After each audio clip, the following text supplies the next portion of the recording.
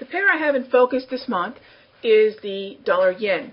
And the reason I have the dollar yen in focus is not just from the interesting levels that it's perched at right now from a technical standpoint, but also from the fundamental aspect of where we are with the impending December 16th Japanese elections, and also the fact that the polls are showing that Noda could lose the election, and Abe, someone who is much more aggressive in terms of monetary policy easing, could become basically the determining factor of whether or not the yen will continue to weaken. Now, think about it this way when it comes to the yen, and this is kind of a broad statement, but one that you can apply generally to the yen, which is in a risk-on or risk appetite environment, typically where you see dollar weakness and equity strength, the yen weakens. It's sold or borrowed to fund the purchase of what would be expectedly riskier and or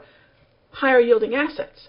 In a risk-off or risk-averse environment, the yen typically strengthens. So as we close in on the fiscal cliff this month, as December 31st looms closer and closer, the near-term prospect is uncertainty, which can be absolutely equated to fear, and that would, in many ways, help the yen get stronger, right? But because of the political issues in Japan, because of this impending election, we're actually seeing yen weakness. So don't forget that. Don't forget that as the backdrop specifically to what's happening now with two deadlines in mind, December 16 and December 31. Now, with a pair in focus, even though I'm talking about some near-term fundamentals and some near-term technicals, anytime you want to get to know a pair, there's a handful of tools you can use, and this will help you determine what the dominant psychology is, what the volatility could be, and what the typical price movement ranges are. And here's how you do it. So let's put the dollar yen in focus. How do I trade the dollar yen, or any pair that we want to get to know? First of all, I want to go to the daily time frame, on which I want to begin with what I call a look at the market memory. So I want to go back at least 6 months, preferably 1 year, to view the highs and lows that this pair has put in, the dominant trends over the course of the last year, and currently I can see that we're on the higher end of the last 1 year's price range. You can see here we're kind of up near this area where between 82 and 84, this market has been able to rally to but not exceed beyond. That in and of itself just gives you an idea of, generally speaking, if someone were to look back on 1 year of the dollar yen, is the dollar yen as a pair stronger? Absolutely. Than it was a year ago? Absolutely. Another thing I want to look at from this particular perspective is the angle of my 34 EMA wave, which you can see here, even though I have the Fibonacci there.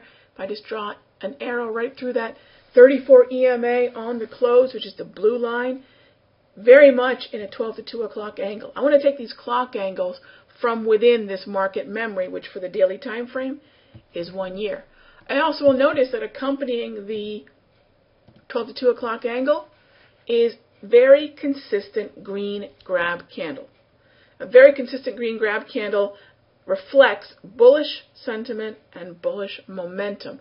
So if we were to think of this idea of a trend having an equation, it's bullish sentiment, bullish momentum equals a bullish trend. So the organization of sentiment then leads into momentum. The organization of momentum, if it continues, it can then yield a trend, which is what we have right now, an uptrend on the dollar yen.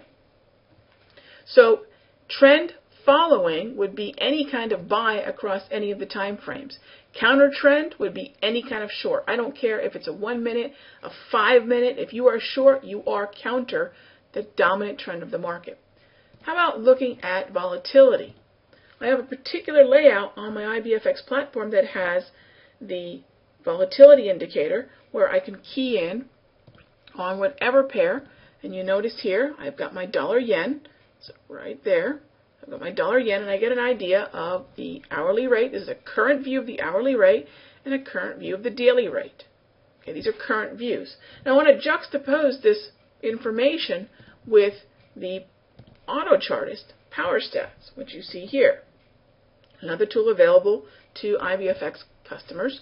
And what you have here is the expected price movement range for the dollar yen. And this is a current look, not only at potential support and resistance, but also the price movement range. What do I mean by that? Look at the range, the difference between 82.21 and 82.25 over the next 15 minutes. Look at the difference between 81.93 and 82.54 over the next 1,440 minutes or 24 hours. I can look at a more general breakdown and understand the rhythm of the dollar yen, the type of price movement ranges I would get depending upon time of day by looking at the movement per hour breakdown.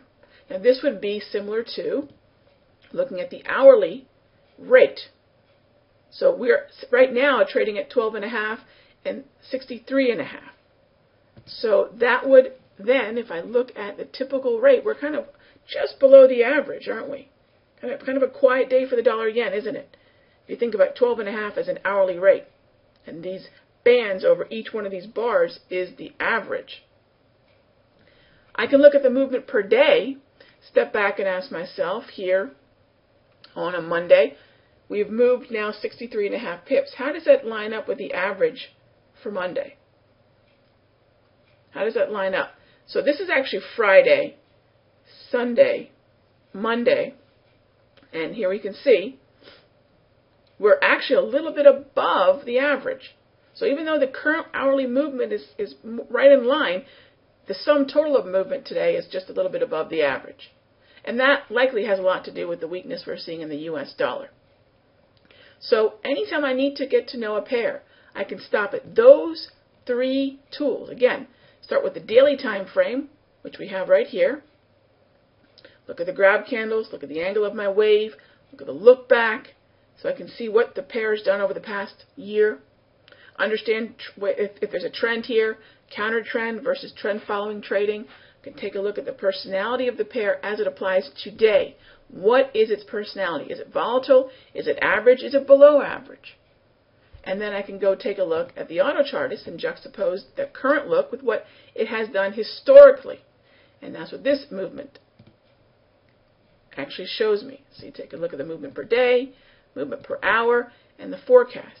So combining all that gives me a very good look at what type of price movement I can expect from the dollar yen. And then, at that point, from a sequencing standpoint, now that I understand what the pair is doing, I can go into the charts and start to look at the pair across multiple time frames or whatever your preference is and look for the opportunities. All while understanding now what type of volatility I can expect, and now I have a better outlook or expectation, or at least some gauge to potential risk in the market and potential follow-through. I'm Raghi Horner, Chief Currency Analyst for IBFX, and this is how I'm trading the dollar yen.